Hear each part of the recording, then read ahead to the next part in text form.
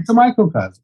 The mental hospitals are a microcosm. I discovered that while I was in there. It's the world. It's the world reduced.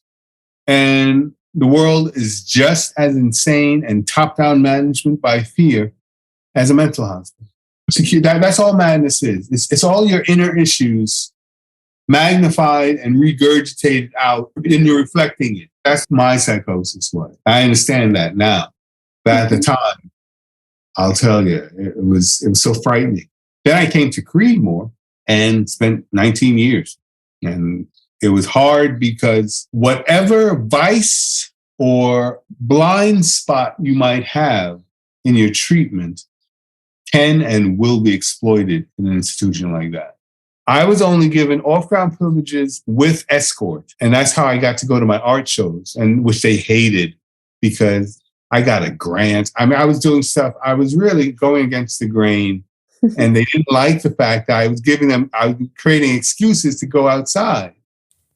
Today I speak to my good friend and colleague Issa Ibrahim, artist and activist who wrote The Hospital Always Wins, his memoir about surviving 20 years in Creedmoor Psychiatric Institute and how he got out. His subversive, provocative art has been shown in numerous galleries and nonprofit spaces. Issa is a legend, holding up a mirror to America, revealing the ways in which the mental health system is a microcosm for our sick society, and all the while moving and shaking things up with big love and big compassion.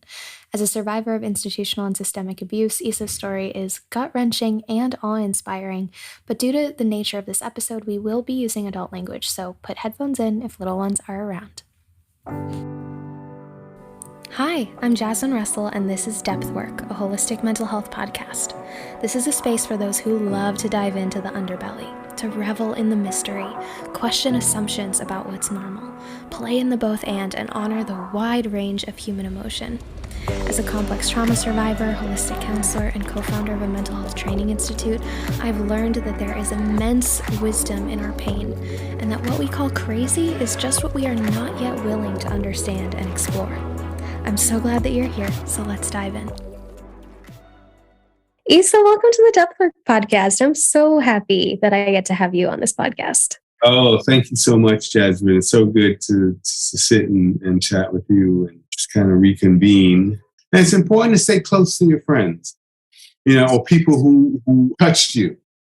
It's just good to formulate and hold on to connections. Thank God for the internet. I know I'd be the person to say that. Yeah. But thank God for the internet, and that I can kind of keep an eye on what you're doing and follow you. And, you leave like little bon mots, little couplets, little pearls of wisdom. I call them breadcrumbs, Yeah. You just drop breadcrumbs to keep people who you care about and people who care about you on a good path. And they're all positive affirmations, but not in a corny way. But I hate to even say that, because in today's society, an affirmation is looked at as corny to some people. Yeah. For the cynical ones, Well, I feel the same way about you. I feel like you just radiate light wherever you go. And it's hard earned, I know a little bit about your past and your history. And we met a long time ago through IDA. You were one of the IDA founding members and definitely made the organization what it is. So I certainly feel that way about you, your wisdom, your light. I mean, it shows in everything that you do, your writing, your art. Thank you so much. And thank you for saying that it's hard-earned. I would never say that about myself, but thank you, because it is, and it was, and it continues to be. When you're in a bad situation, as I was, spending, not just spending 20 years in a mental hospital, which we can go into. That's a mindfuck in itself. But also the events that led up to that, losing my mom the way I did, taking her life, being responsible for it, even though it was accidental in nature or just not intended, but just having to deal with that. So it started with self-forgiveness and self-love. I had to learn to love myself again, forgive myself and love myself. And then to be able to radiate that outward and love others and not be so bitter by your circumstances. Because God knows I could be a really twisted, bitter, messed up individual. Based on what I've been through. There are people who've been through less who are bitter, twisted, messed up individuals. Absolutely. Well, let's get into it. I'd love to hear your story and the way that you kind of weave it together now, because like you said, you have been through so much, not just at the hands of violent institutions and the mental health system and at Creedmoor, but even before that, I imagine you consider yourself a complex trauma survivor with everything that you've been through in so many ways. So tell us a bit about your story. Yeah, that's true. That's true. Yeah, the complex trauma, even before the psychosis, which was brought on, and I don't want to harsh anybody's mellow, and God knows it's legal now in New York City and various other places, but marijuana did me no favors, Mm-hmm. And as a result of smoking, within 2 years, I developed psychosis and committed a very horrible act, which landed me in the institutions. But before that, growing up in a house, God bless them, of artists, but there were no boundaries. Mm-hmm. And you can imagine 2 artists together decide to start a family, and all their artist friends and musicians and writers and people come over the house and smoke pot all day. Mm-hmm. So there were no boundaries in that house. I grew up in a house where I really felt prisoner almost. So my reaction, and it's almost like a family ties reaction, even though I'm not conservative, but like Alex P. Keaton, the character from Family Ties, Michael J. Fox, who grew up the child of liberals and he becomes conservative. I grew up in a house full of just really very, very, very boundaryless artists, but I was advanced enough or precocious enough as a child to recognize that I had to take care of myself because sometimes they weren't available to take care of me. Mm-hmm. Or I was so fearful of them getting arrested because when I was a child and they were smoking every day, all day, all I would watch on the news between cartoons is marijuana is illegal and you'll get arrested. They were arresting people left and right. So I was living in fear for most of my childhood years that my parents would get arrested and I'd be in a group home or heaven knows where I'd end up. So there's that fear. And then growing up in a house where one of my brothers was a thief. And I'm just recently working through the trauma of that. The insecurity, knowing that at any time, whatever you thought was yours would be taken. That's like a family issue. But it really blew my mind, the situation I was in. And it took 20 years in mental hospital to do a lot of, dare I steal your title, depth work to understand all the youthful and childhood trauma that led to the retreat to marijuana, but with the marijuana and a lot of underlying mental health issues, it blew my mind out of the frame. And within 2 years, I became psychotic. And after becoming psychotic, within 9 months, I was just so bad that I believed my mother was possessed by spirits and the paranoia was off the charts. And in an attempt to exorcise her, help her, I accidentally took her life. Mm. And that, knowing that the intent was never there to harm her, is really what, for many years, kept me from killing myself or just spiraling into a hole of don't give a fuck. Yeah. But the fact that I knew that I didn't mean to harm her. And the hurtful thing is that my family still haven't forgiven me and probably never will. They don't understand. Mm. And I'll tell you, if the situation were reversed, if I would remain as ignorant to the mental health system as they are and as I was back then, I probably wouldn't forgive either. Yeah. But it took me having to go through the system to develop empathy for people with mental illness, not only for myself, but my community. And remind me, how old were you at the time when this happened? 24, which is the age of onset for mental health. Yeah. And it's usually the age where most Black men will end up in prison. If not earlier, by 24, they'll get you somehow. Yeah. But it wasn't like I don't want to blame the system. And in fact, I have to be honest, as messed up as the system is, as much as people could rail against the system, every police interaction I had was pleasant. I can't say that they planted the drugs on me or they trumped up a case. I take full responsibility for smoking the drugs, losing my mind, going through what I went through, and ending up in the system. And now I don't have very good things to say about the mental health system. Because when I went in there, it was still very much like the snake pits that you'd hear about in the 40s, you know? But I understand, and from my time going back, I got a job doing murals in these places now, which is a weird experience. But it's changed a lot. It's changed a lot. I don't know how much more empathy they have, but I know that the training is different. And while everyone who works there is still scared to death that they'll get attacked, and they have that constant fear with them, you will run into more and more of them who will treat you like a human being, who will look you in the eye. So training has improved. There's still a long ways to go, but I mean, considering where I was and how it was and how it is now going back in, it's no picnic, but it's not torturous either, like how it used to for everyone. So tell us what happened after that incident, after the family tragedy. And if I remember correctly, it wasn't so long before that happened that your father also passed away? Yes, true? that's what spiraled me out of control. That was the inciting incident, I suppose. Yeah. My father died of cancer. He was a smoker, and he died of throat and mouth and lung cancer. Just took him over, and within 6 months of his diagnosis, he was gone. And it was a little too soon for me. It's never the right time, really, ever, to lose someone who you care about. But I was 22, he was 55. That was criminally young to be taken. Yeah. And it happened so quickly, and I just wasn't prepared for it. And one of my brothers said, you look like you're having a hard time with this. Here, smoke this, you'll feel better. Mm-hmm. And I was just vulnerable enough to say, all right. And I smoked it, and I did feel better.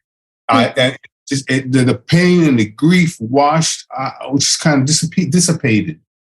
And it's what I needed at that time to ride that out. It's just unfortunate that I became addicted. I know it sounds weird for people who smoke pot and think we can't get addicted, can't do this, but there are some people who I guess I had a predisposition for addiction.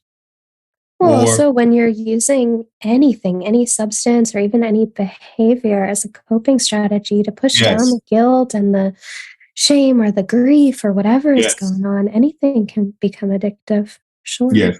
Thank you for saying that, because I've run into a lot of pushback from people when I do say that. They say, what are you talking about? I've been smoking for 20 years. I've been smoking for 30 years. I'm not addicted. I can stop at any time, which sounds like an addiction. But no, but it was definitely an addiction with me. I realized that because there was a period where I realized after 2 years of smoking, just as I was getting delusional and fraying at the edges and realizing that I may be going a little bit crazy, I tried to stop and I couldn't. And I went to people. I went to my sister in California. I moved to California. What was supposed to be a move, just to get out of the city. And I said, I think I'm smoking too much pot. I think I'm losing my mind. Smoke more. I got 3 kids and no man. You got problems, I got problems. Smoke more. So she was no help at all. I went to my mom. I think I'm going crazy. Hey, let me rub some healing oil in your head. She took the holistic approach, but that didn't help at the time. I went to friends, and no one could really. I just didn't get the help I needed. Yeah. Not that I'm blaming anybody, but the fact remains is I understood that I was addicted and I couldn't stop smoking. I went to people to announce this and was met with ambiguity or just. And what was the experience like of the onset of the altered state? Intense paranoia. Paranoia to the point where you think people are reading your mind. That was the breakthrough moment. I was playing chess in the backyard with a family friend.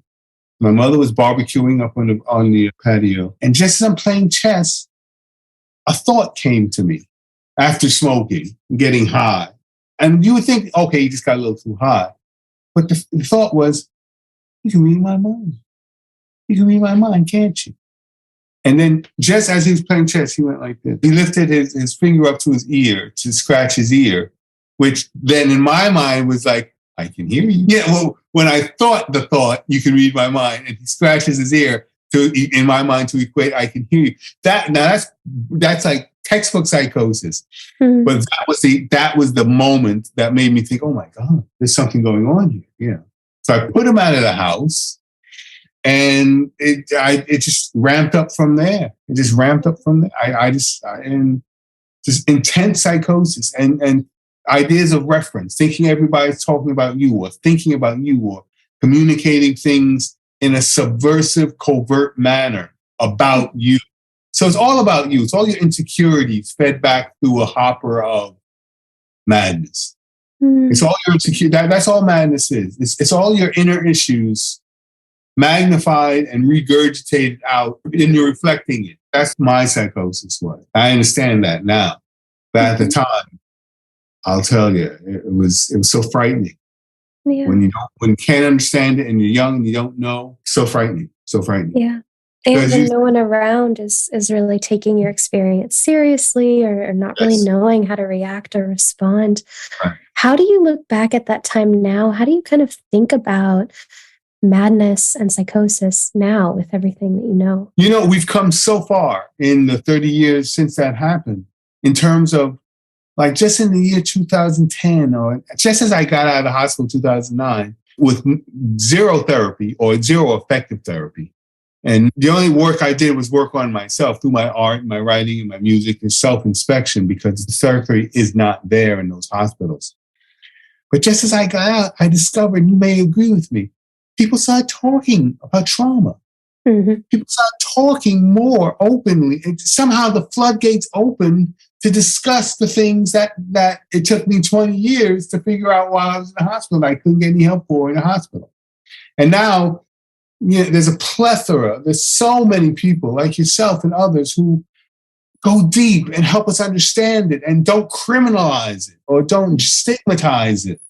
Yeah. And understand that it's not just you being crazy or having a defective mind, but maybe your reaction or your response to stimuli. So, how do I feel about it now? I understand it now. I understand I was in an altered state while vulnerable. And in that altered state, using marijuana, sometimes not the best stuff. It was all street drugs. It wasn't like now, if you even want to get high, you can get something just for the pain and not to get high. So, we've come a long way.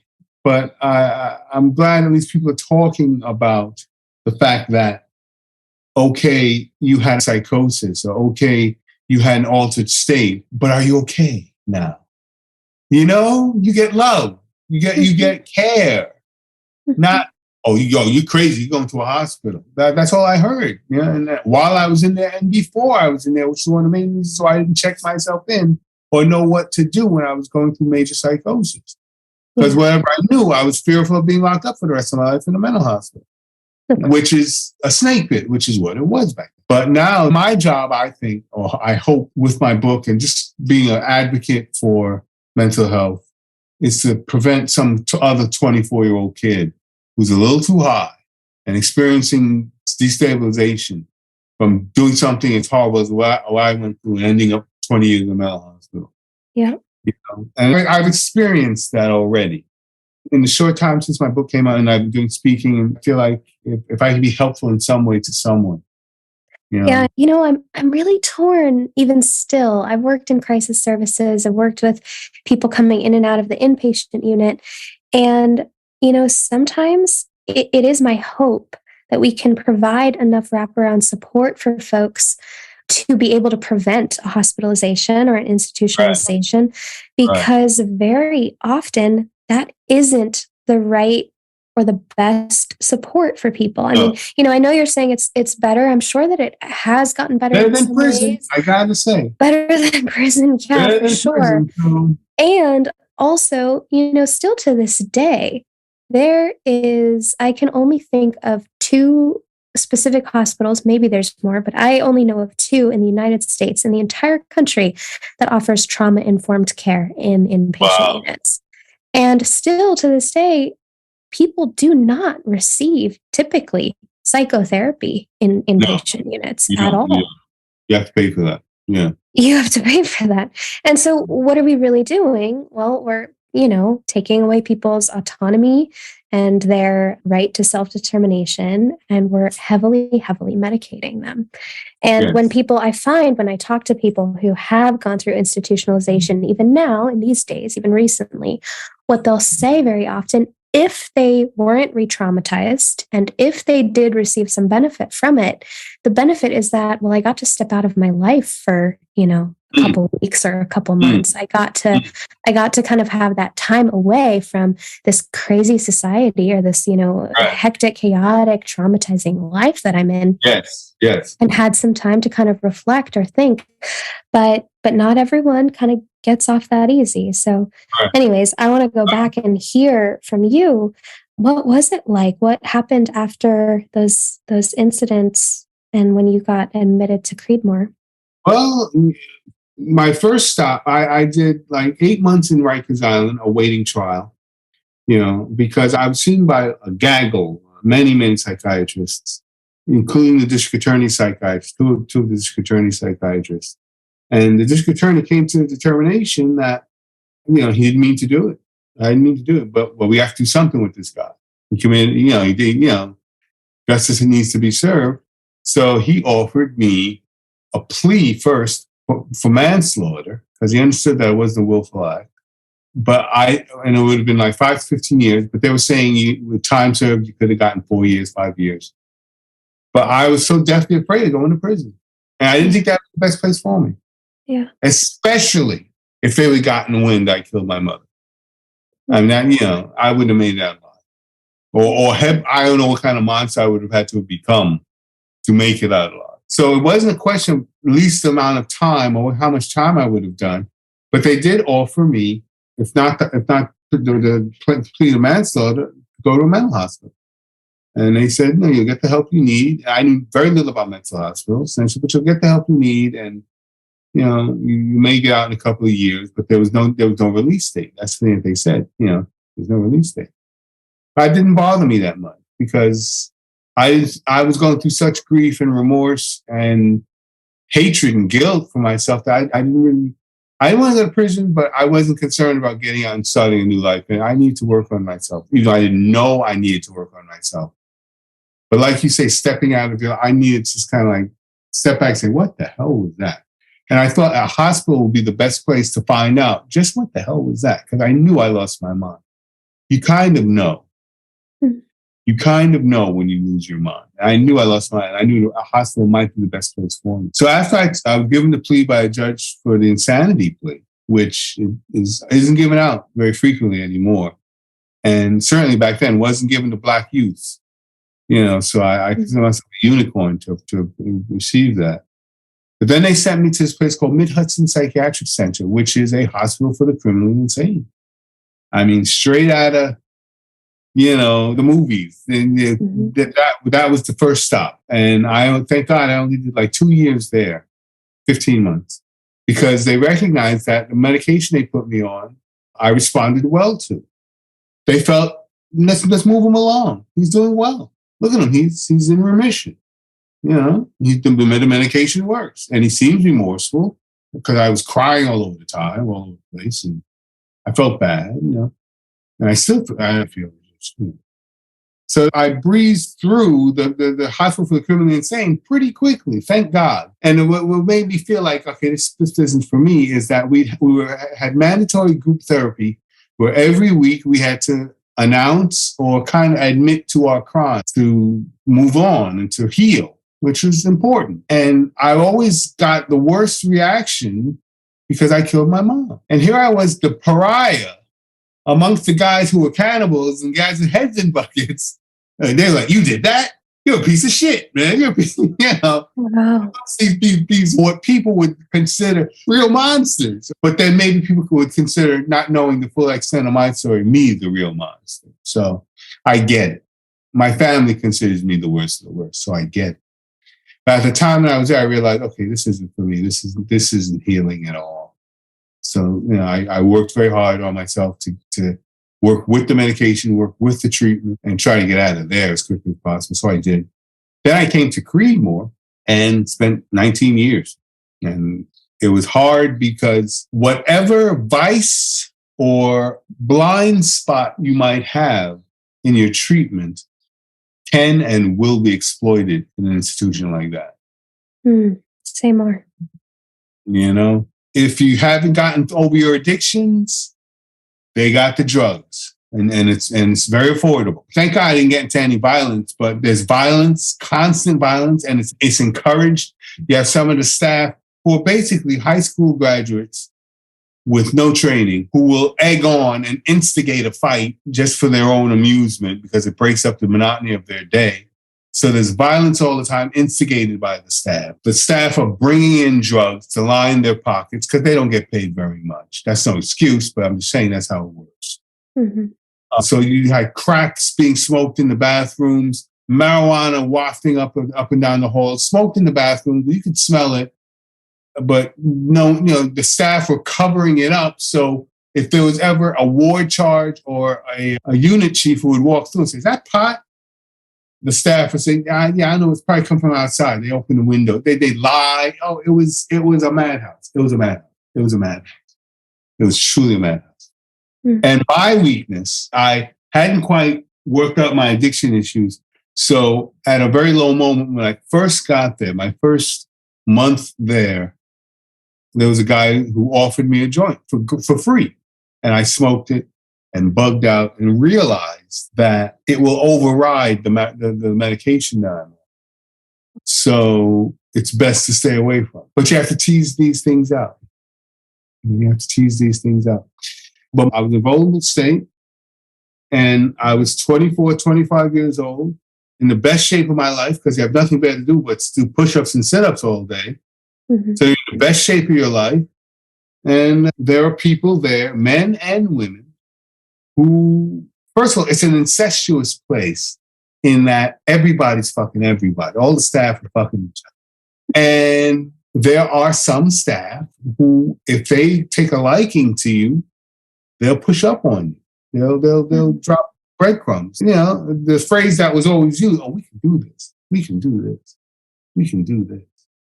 And that was the de facto phrase for we can fuck if we want to. And it became so obvious, and I gave in and ended up having two affairs with two staff members. That kind of thing never works because the whole purpose of going to a mental hospital is to be observed. Mm-hmm. Everybody's watching everything. Don't think for a moment, no, you're not being observed. Yeah. It just becomes a question of how long do they want this to go on before they clamp down on it? How much evidence do they want to accrue so that they really have an airtight case to shut you down and lock you up for the rest of your life if they want to? And that's happened with it's a setting where you don't really have a chance. And another thing that comes to mind in that dynamic is just the immense power asymmetries. Yes. Yeah. Yes, the power dynamic. And what happened with me was that was the lure. One of them was a social worker, and she said, you want to go outside? You want some privileges? And it became clear what I had to do to get those privileges. And then when I got those privileges, you want some open? You want to stay out till 8 o'clock? No patient stayed out till 8 o'clock. But she got me staying out till 8 o'clock so I could meet her in the backseat of her car after she got off work for a couple hours. So, but she arranged it. Somehow she had the ear of the doctor. I think Issa he'd be good if he had evening privileges. Yeah. Okay. And the doctor didn't care. The doctor didn't know what was going on. They're overworked, they're underpaid. They don't care. So it was just really crazy. And then the power dynamic was when I realized, this isn't working out for me. I think we should cut it short. Oh, you want to lose your privileges? You want to lose your privilege? So it was like, oh, I can't go out now anymore. And she's, so it was definitely quid pro quo. Yeah. So it's not just the coercion that happens before someone gets entered into, mandated institutional treatment, but then the kinds of abuse and sacrifices and lost autonomy once you're there. Oh, yeah. I mean, it was transactional. I in order to get what I needed, which was time outside. That's all it was, just time outside. And it's funny because nowadays I don't go outside anymore. I guess the idea of being locked up on a locked ward where you can't go out and someone offers you time to go out, but you have to do X, Y, and Z when they ask for it. And you're young and you're not getting that anyway. And you miss that or, when you're a young male, heterosexual male, even But there was one gay guy who was pushing up really hard on me, a staff member. And I felt like a piece of meat sometimes. Because I'd come out of the shower and there was a short walk from the shower room to my bedroom. I'd come out in a towel and a robe. And he'd be down the hall, all the way down the hall in the day room. And when he'd see me, he'd whistle and catcall. And he wouldn't stop until I acknowledged him, until I turned, ha, ha, ha, and then it would stop. But it would be like a woman going past a construction site, and that was just, it was embarrassing and hurtful. And so it was just to deal with that. The sexual harassment, the sexual abuse. But then also it just strikes me that that's a context where just even on a baseline level, no one stands a chance. It's a context that you have to prove your quote unquote sanity while all of your basic human needs are taken away and then dangled in front of you that you have to perform or behave in a certain way in order to get them. Right. There you go. I couldn't have said it any better. That's mad making. That's crazy making. Yeah. I mean, yeah. The thing is, not only getting over the trauma of losing my mom the way I did and losing my mind, which is traumatic to lose your mind. Yeah. But the years of being in that place, I've got to work out in therapy for the rest of my life. Probably. And I think I have a good therapist now. I've had good therapists in the past. But I'll constantly be working these issues out because it is mad making. It is mad making. Yeah. So you got caught and they basically said that you had to stay there for the rest of your life. Is that what happened? Well, I was caught in the system and they reevaluate your case every 2 years. Every 2 years, you're allowed, and with no problem, because you're given a lawyer who's not the very best lawyer. And sometimes, these are lawyers that are in the elevator with the doctors. Hey, how you doing? How's that deck working? How are the kids? The kids are fine. The kids, they're in bed with them. So, and they can't expect them to tear them a new asshole in court when it's time for them to let you go. So they'll always be deferred to the doctors and make a deal. But either way, I was given a lawyer, and every 2 years you go before the board and they make you rehash the crime to see if you have adequate remorse and to see if you're still insane and to see if you're ready for them to sign off on you moving along for incremental privileges. And the privileges start, and you do that, and the privileges start with the ability to walk around in the building, to go to the snack. That's the only privilege you get, to go to the snack machine and get junk food. I mean, that's fucked up, But plenty of people hang around that snack machine because that's the only time they get out. And then from there, you go privileges out of the building to go to a program on the campus where I went to the Living Museum, an art program, which really kind of saved my life as an artist, to discover an art program as expansive and well-known and world-renowned as the Living Museum, to do art all day. I mean, it was like a mixed blessing, bittersweet to be locked up, but every day I got to go out and paint and create work.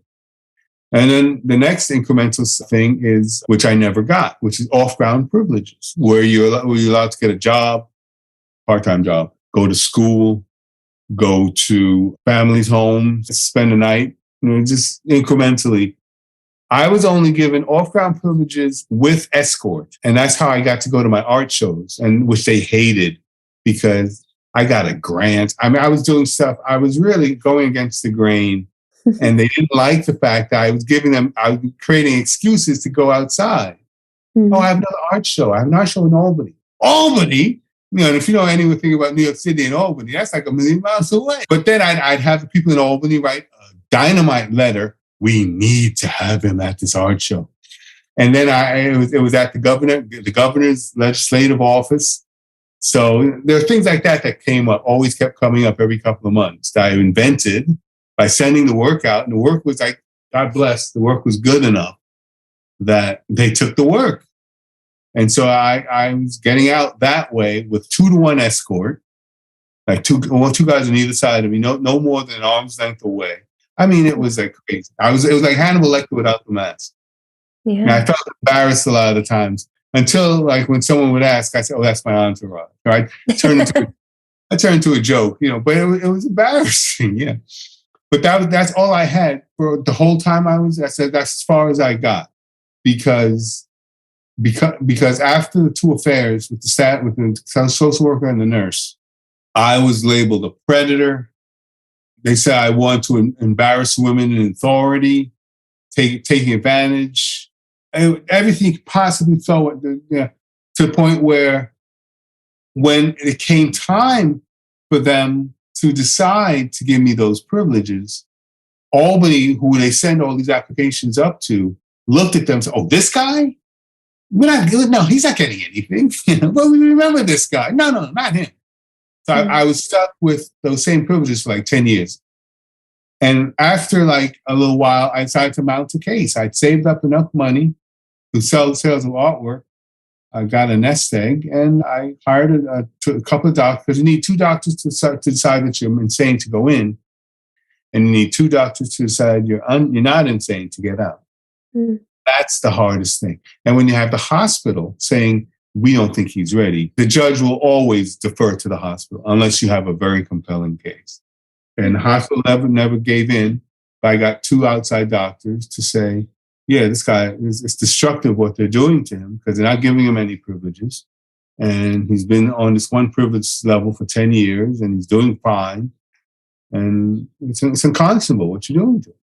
And I got before an honest judge who realized that and let me go. With a caveat. He wagged my finger and he said, and apparently it's true that they never have released an insanity plea patient without that fourth step of getting a job or going to school. So my case is in the law books now. And he said, people will look at your case as instruction on how to get out if they run into things like what happened to you again. So be mindful of the responsibility you have. So he kind of wagged his finger and said, "Yeah, tremendous responsibility." Which is why I was so embarrassed when I remember you came to visit me at Manhattan Psych, and I had to go back in.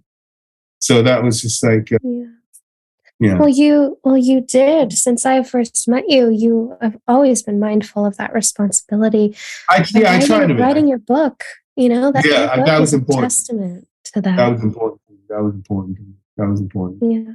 Not just to be published author, but just to help others, to go back and pull some of those other guys out of there who don't have a talent, or if they do have a talent, can't sell their work. But if they do sell their work, don't sell as much of it to get a nest egg to hire a couple of doctors, a law and legal team. To have people in there read the book and figure out, how do I get out? How did he get out? How do I get out? So I look at the book as almost a how-to on how to survive a mental hospital institutionalization. Yeah. So art, I think, was a big factor for you. How else did you survive? Friendship. You never know how important friendship is and connections and relationships are until you lose everything. And you never know how important it is, how much enough is, and how much things don't really matter when you lose it all. Starting from scratch again, you can pick and choose what you need, what you don't need, as opposed to hoarding all the things you grew up with because that's all you know. Once you lose that, you're free. But I did discover after losing my family and being a pariah that relationships were important, and I would not get through unless I reestablished or made new friends and connections, which I think Ida was wonderful for. You and Sasha, and there were some people who I just made friends.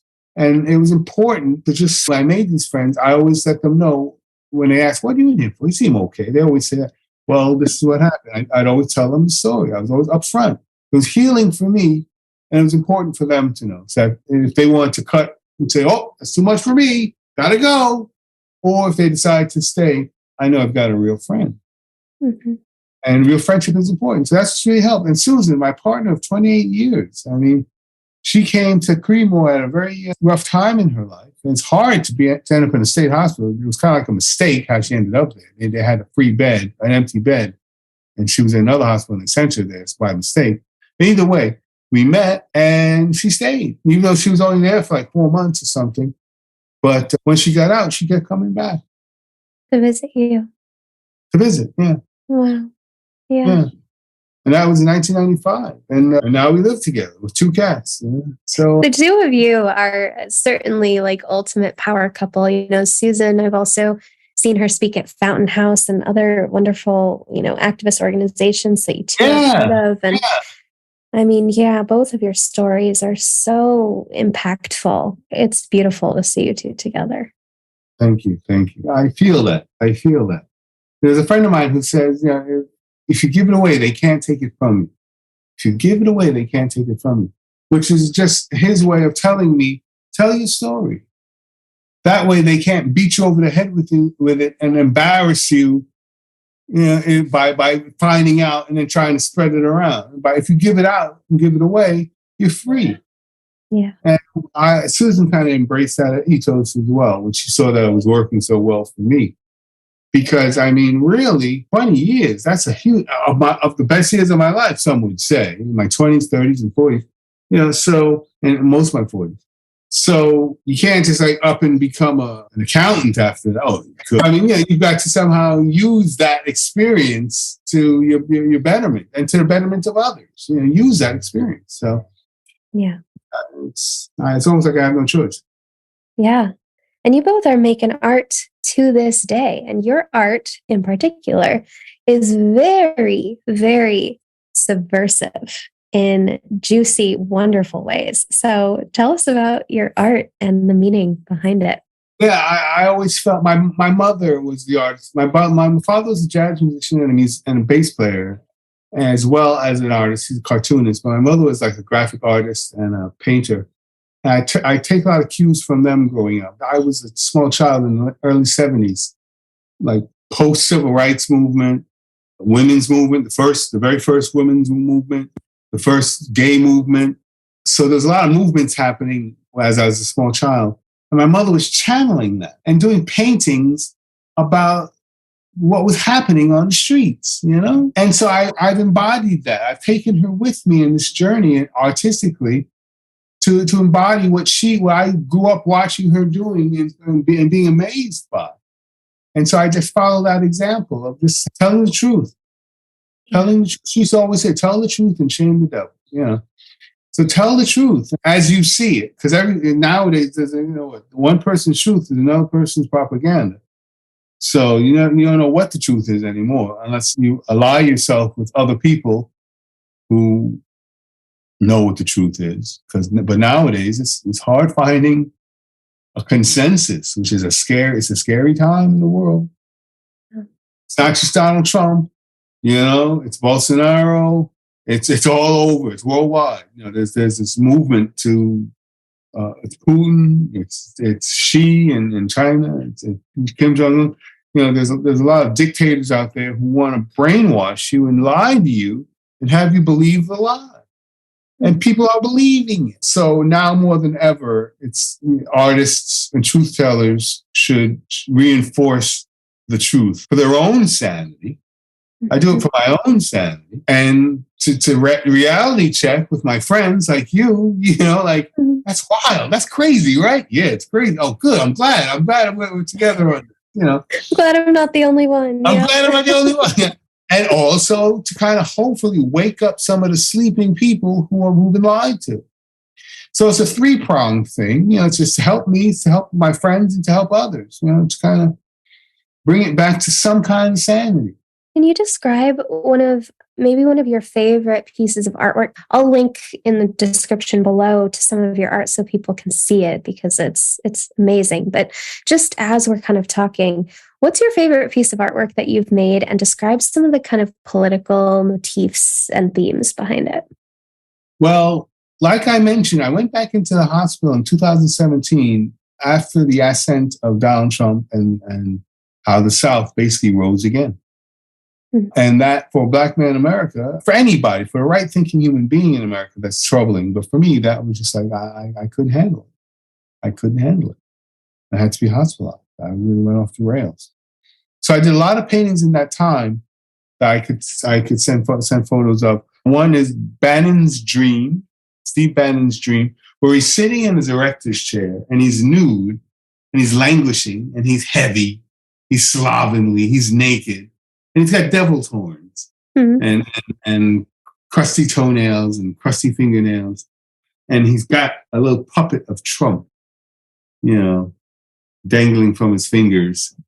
And in the background is a flag motif, but where the blue star field is, it's a black swastika. And they're little figures of what look like Klansmen giving the Sieg Heil, Sieg Heil. Like, that's his dream.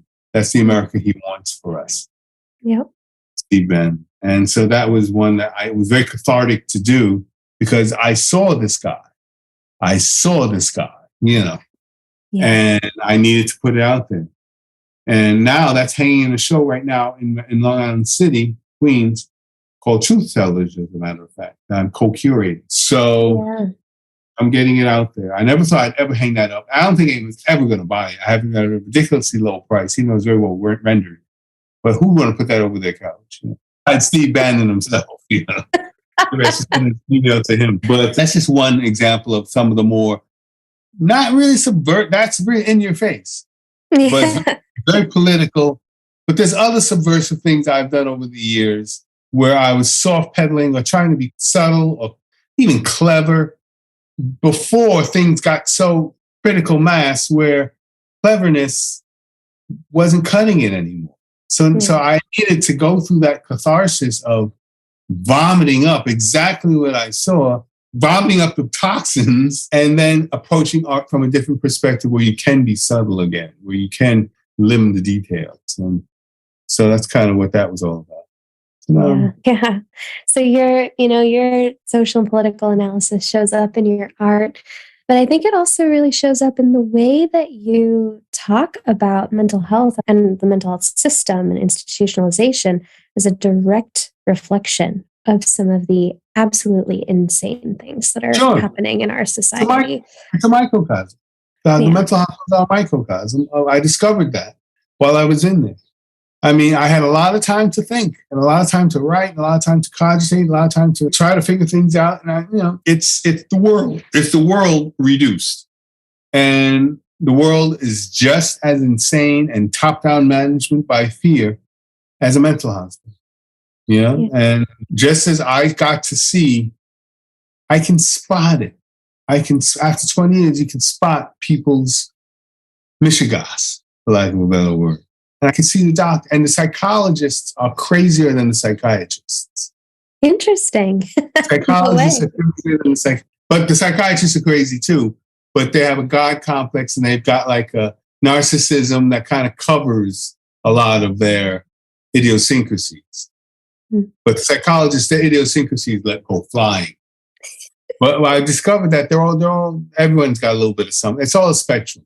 And that's why I don't want to necessarily say, they're all crazy or everyone's crazy, because it's a spectrum. And just like you want with autism to treat it with respect and with compassion and empathy, you want to treat everyone's little mishigas with compassion and empathy. Even the psychiatrists who decide because of their own crazy reasons that they want to keep you locked up for the rest of your life, they were probably hurt somewhere in the past that makes them think that, okay, this guy's no good, so I gotta, not to say that, not to excuse them.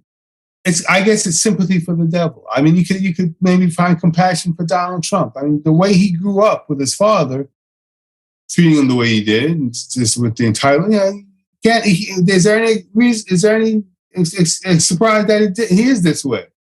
Just finding empathy and compassion for everybody. But it's a mess. Like you said, a sick society. It's a sick society. What would you say is one of the biggest things that needs to shift, even today, in our current mental health system? Like the mental health system being a microcosm for society and the world, there needs to be more empathy. Not only in the hospitals, but just in general. There needs to be more empathy. People just need to all this racism, all this homophobia, all that craziness that we're dealing with in the outside. It's boiled down to hospitals, and they're given another stigma, which is that they can't keep their shit together. So that's another stigma they got to deal with on top of the racism and homophobia and everything else that's thrown at them. So we just need to be a little more compassionate. I know this sounds corny, and I mean, to say that compassion sounds corny is already a weird state to be in. Yeah. But we need to love each other. We just need to embrace love. I'll tell you, when people were running for president last time, the one person who was making the most sense to me was Marianne Williamson. Me too. Yeah, I agree. Making the most sense to me. She was coming from a place of love. She was saying, hey, we're messed up and we just got to love each other through this and be more concerned about each other. I mean, that's really what we need. I know how she can run a country, but that's the heart that we need to run this wicked place that we've become, this twisted, not evil, but this twisted hurt. It's all come from a place that we're all hurting. Yeah. And we need someone to love us through it and to teach us how to love. Yeah. Because a lot of us have forgotten or maybe never knew. These poor Black kids who are joining gangs at 12, 13, 14 years old, they don't know love. So, I mean, of course they're going to join a gang and go shooting at 12 and 13, 14, get a gun and just do what they see, what they grow up with. Or they're so afraid of their own life being taken, they'll do whatever they need to defend themselves. What life? Some of them realize that there's nothing there. Why? So what the fuck? Give me a gun. Let me go rob. Do what I got to do. So I mean, we need to show love. We need to really. And I think it's coming. It's going to get, but it needs to get really bad for the consensus to happen. But I think once the Republic, I hate to turn into political terms, but once the other side that is not compassionate to everyone starts feeling the pain, and they're feeling it already. Well, they got to really feel it. It may take something really horrific. I hate to say it. For them to go, Jesus Christ, well, what are we doing? You would think all these school shootings, but that's not doing it. That's not doing it. So it's got to take something really horrific for the other side to go, wow, maybe we have too many guns. Maybe this gun thing isn't working for us. Maybe we should take New Zealand as an example, or Australia, or even England. Maybe we should think twice about how we're handling things. One of the things that's really struck me that I wonder about is, I agree. I think oftentimes with humanity at large, things have to get really bad for people to get to a place of, oh my goodness, we have to do something about this. But the thing I've really wondered about America is when things are consistently bad for so long and continue to get worse, how much is that becoming kind of normalized? I feel like in the last decade, so many things have become normalized that never, should have been, or I never would have imagined would become so normalized. Yes. I mean, living here now in Germany, it's like everyone's shaking their heads at America going, there are solutions to the problems that you have. There are solutions. And you guys are still over here scratching your heads going, what do we do? Right. I don't know. And thoughts same with mental health. Thoughts and prayers. Everybody's got thoughts and prayers, but nobody has solutions. Oh my God. Yeah. Well, so how are you and Susan at this point, surviving a sick society in New York? I'm very fortunate to have her, I'll tell you, because we reality check all the time. I'm a news junkie. I know I shouldn't be, but it's almost like I want to watch it. It's like I'm watching the end of the world slowly. And I kind of made a pact with God. I know that sounds crazy. I don't get too much into religious things, but I kind of, in my conversation with him, I said, I want to see it. I think something's happening. I want to see it. So he's letting me see it by allowing me to have the fortification in myself to watch the news and see and take it all in. I use it in my art anyway. So, but Sue hates the news. She can't take it. It's so overstimulating and drives her crazy. But we reality check with each other. We reality check. It's like how we, that's crazy, right? Can you believe that? Oh my God. And we kind of we're on the same page.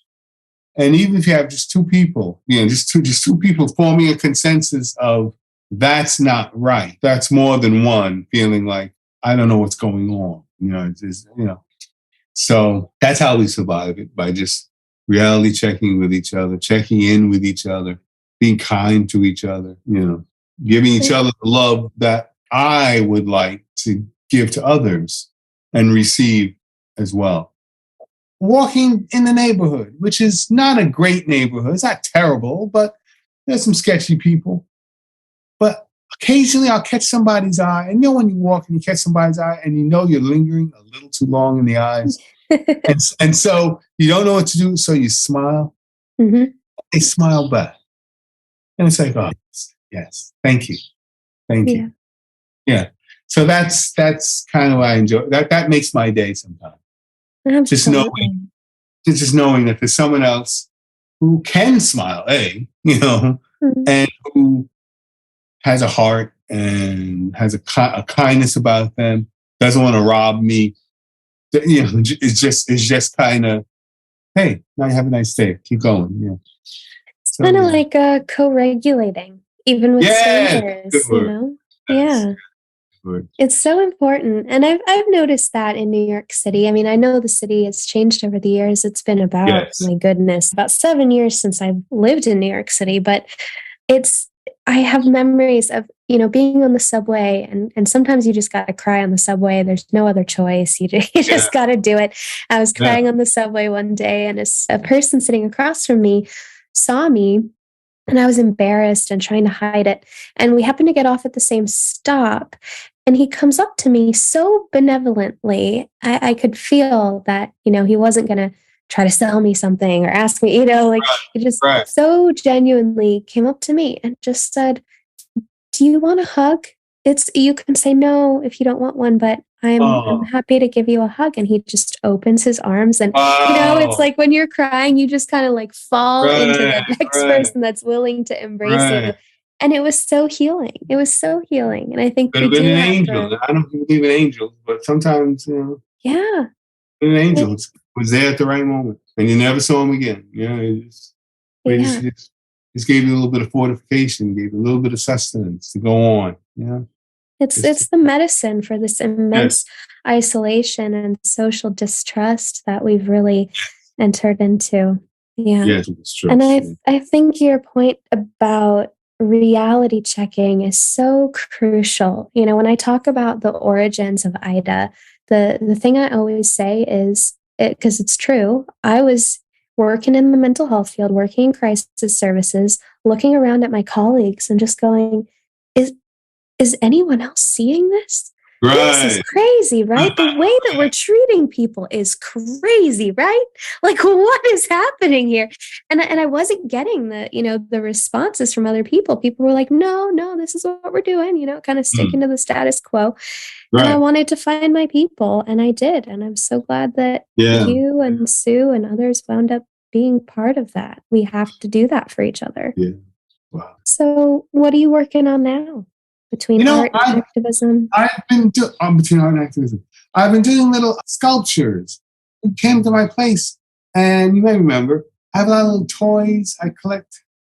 Like I mentioned before, I had a huge collection of toys when I was young before my mom's death, and I lost everything. My record collection. You can cry the blues about what you lost, but I choose not to. But over the years, I've collected CDs and my favorite music. It's not as vast as it used to be. I used to have a whole wall of records, most of which were my parents anyway, that I kind of usurped from them.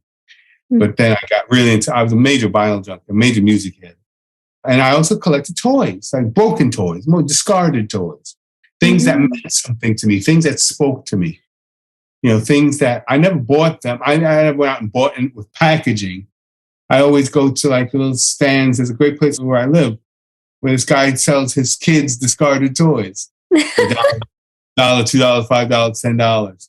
If it's good enough, $10.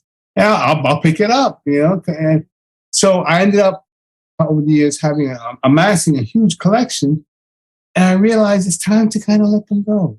But what I do is I repurpose them. I have this thing I call the All-American Bible, which I did the cover, Fighting for You in a Blue-Eyed Jesus, your favorite scripture without the guilt, no woke, no joke. And it opens up, and it's got a Confederate flag and a gun and a painting of Jesus.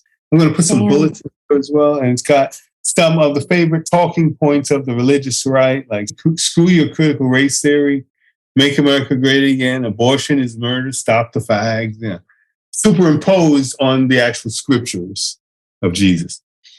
So how they hide behind, the flag, and how they hide behind the Bible with their bigotry.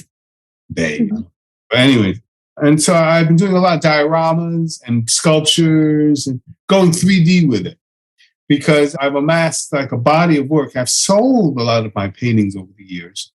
And really what I have left is the dreck or the stuff that no one's ever wanted, And I still have about 30 or 50 paintings that I haven't sold. And that's stuff that's hard sells, like a Bannon piece, or something I call the aristocrats, which is the Trump family doing horrific things to themselves, And that stuff's not going to sell. But it was good for me to get out. So I started doing these little dioramas in the hopes that I could maybe monetize. I was in the International Outside Art Fair last March in New York. And my gallery director at Fountain House Gallery says, probably do it again next year.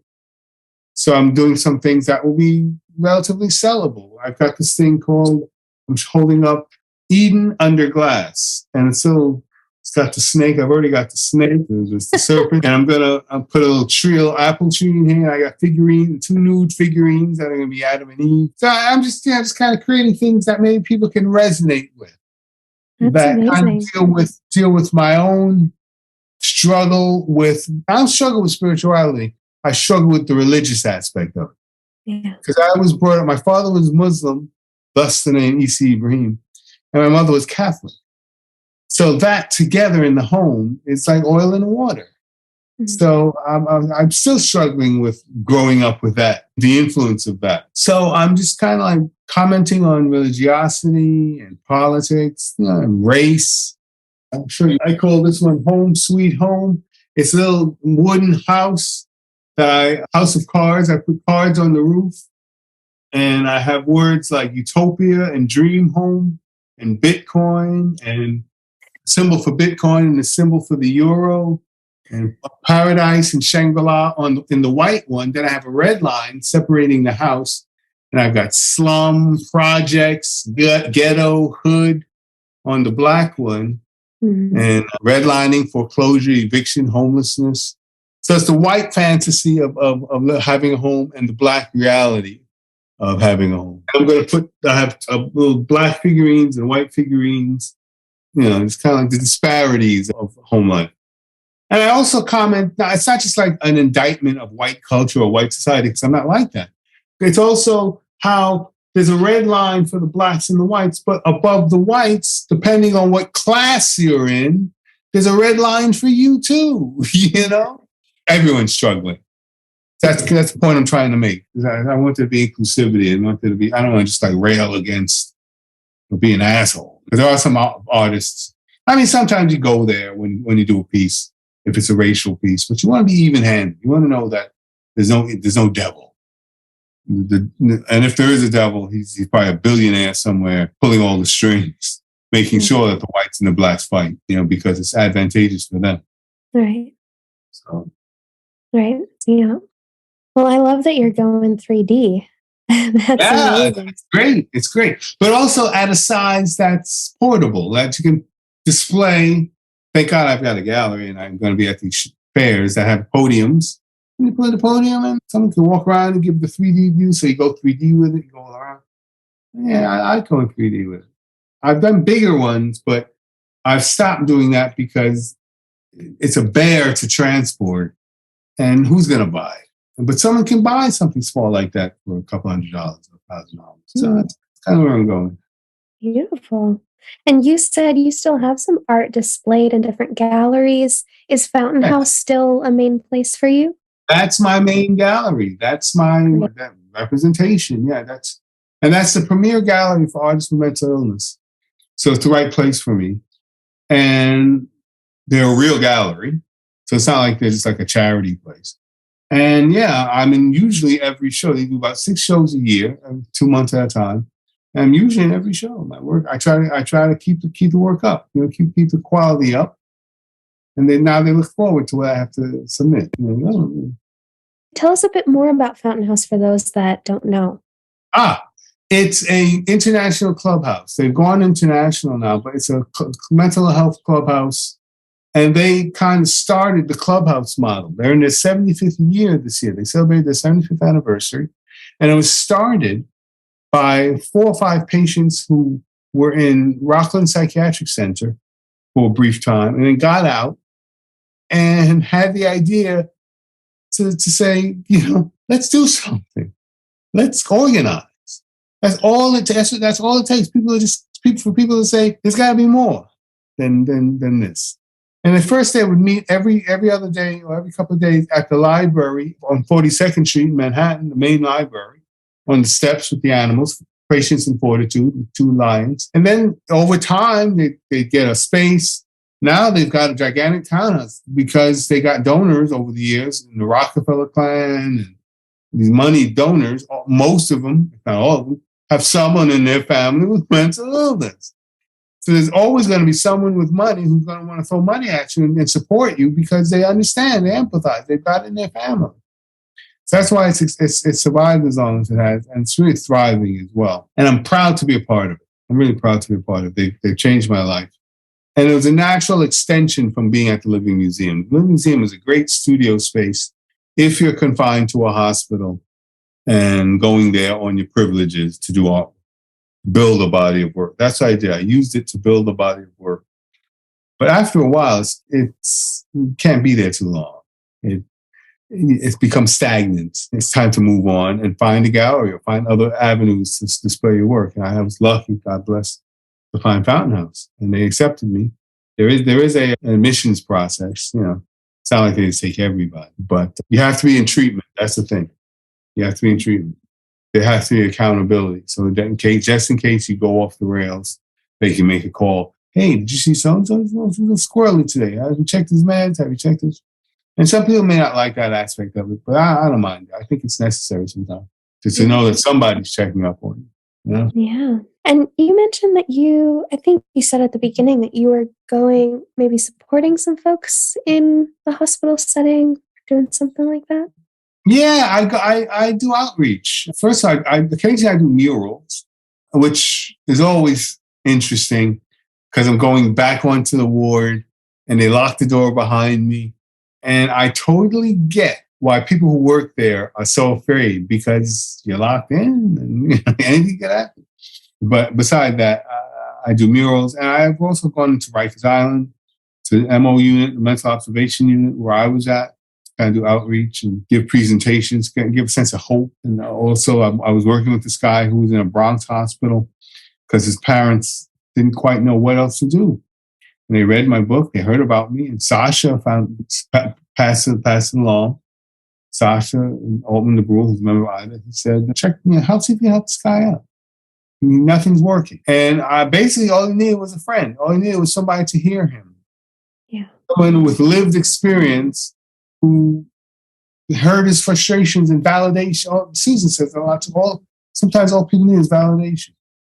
And so exactly. And to your point, someone who gets it, someone who's lived it. It's a great plug for peer work. Whether you're, a certified peer or been through the training or the peer specialist, whatever, I think is kind of irrelevant. If you have the empathy, the compassion, and you know what it's like, it's powerful. Back to that, empathy.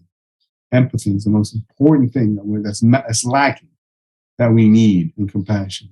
Beautiful. Well, any last thoughts, pearls of wisdom? Pearls of wisdom. I'm not much for pearls. People ask me that, I'm flustered because I have pearls of wisdom. But I do want to say, God bless you. You're really doing great work. And I'm so proud of you. I hope that I don't take that in a very heartfelt. I'm just so happy that you're happy and that you're doing this great work. I love the title, and it's so real. And I just think you're fantastic. And I'm so glad to know you. Thank you, Issa. It's mutual. I'm so happy that you're in my life. Thank you for everything you do. I am so grateful to you for being here. If you love this discussion and you're interested in mental health activism and transformative mental health, I highly recommend checking out the Institute for the Development of Human Arts. That's idha-nyc.org. At this point, we have members and faculty from all around the world. We have online courses, events, and opportunities for movement building. So if you're not yet a member, you can sign up for that in the link below. As always, I love hearing what you think, so please leave me a review on Apple Podcasts, and I will see you next time.